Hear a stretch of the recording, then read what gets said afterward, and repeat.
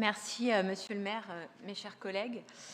Notre majorité a pris des décisions fortes dès le début du mandat, s'engager dans une transition écologique, solidaire, culturelle et démocratique. Pour ce faire, nous avons décidé de faire vivre notre patrimoine, parfois même de le faire revivre, en l'ouvrant aux Lyonnaises et aux Lyonnais, en le rendant accessible à toutes et tous. Aussi, l'opportunité pour la ville de Lyon d'accueillir l'artiste Shepard Fares, alias OB, qui plus est au musée Guimet, est à souligner. Cela doit en rassurer plus d'un. Non, la ville de Lyon n'est pas en perdition, la ville de Lyon rayonne, du moins culturellement. Je tiens de ce fait à remercier l'adjointe à la culture, chère Nathalie, pour cette initiative, pour cette mise à disposition par l'adjoint au patrimoine, qui permet donc l'installation sur Lyon d'une exposition assez exceptionnelle pour notre ville, ses habitants et bien au-delà. Car finalement, depuis 2008, tout le monde connaît cet artiste, où on a déjà vu une de ses œuvres, notamment avec le célèbre Hop, mieux connu comme le portrait de Barack Obama pour sa campagne présidentielle de 2008. Nous sommes nombreux à être convaincus de l'utilité sociale et politique du street art. Ce type d'art a une valeur subversive. C'est un art éminemment politique qui approprie l'espace public pour y montrer ses revendications. Longtemps considéré comme une forme d'art illégitime, voire comme une dégradation ou un acte illégal, le street art fait aujourd'hui son entrée dans des musées comme une forme d'expression artistique à part entière. Cet art que l'on peut retrouver dans les espaces publics, sur nos murs, dans nos rues, permet de faire dialoguer instances artistiques et politiques, et c'est cet art engagé, subversif, tout en étant par sa nature populaire et accessible, que nous accueillons pendant quelques mois au sein d'une institution lyonnaise trop longtemps délaissée. Pour revenir à OB, son style inspiré des affiches de la propagande de l'URSS est reconnaissable entre tous et ses engagements sont nombreux. La défense de l'environnement fait partie de ses thèmes de prédilection. En témoigne notamment l'installation spectaculaire sous la Tour Eiffel à l'occasion de la COP 21.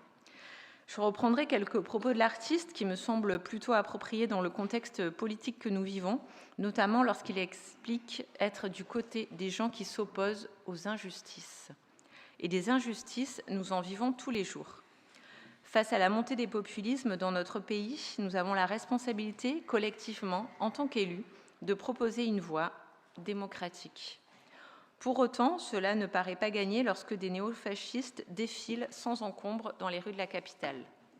De manière générale, nous pouvons nous alarmer de l'état de notre démocratie, qui au mieux peut sembler souffrante, au pire agonisante.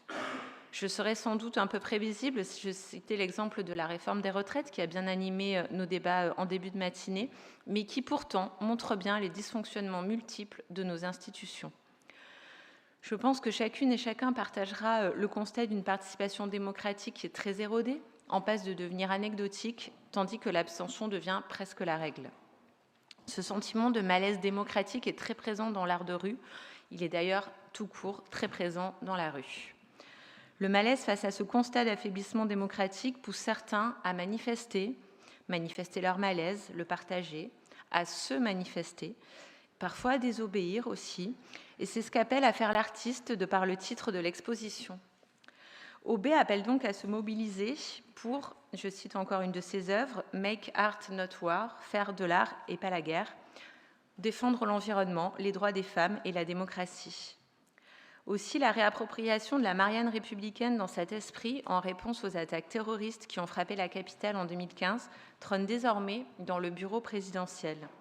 S'il s'agit d'une très belle œuvre qui démontre bien que la démocratie n'est pas un objet monolithique et que des symboles plusieurs fois centenaires comme la Marianne peuvent toujours être réinterprétés ou réappropriés, nous découvrons aussi que l'œuvre peut évoluer puisqu'une larme bleue se trouve désormais sur le visage de la Marianne.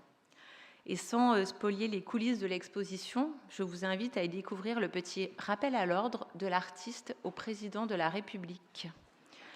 Aussi, je ne peux que vous encourager désormais à aller voir, si ce n'est pas encore fait, cette exposition au musée Guimet. Et je finirai ces mots, encore une fois, par les mots de l'artiste.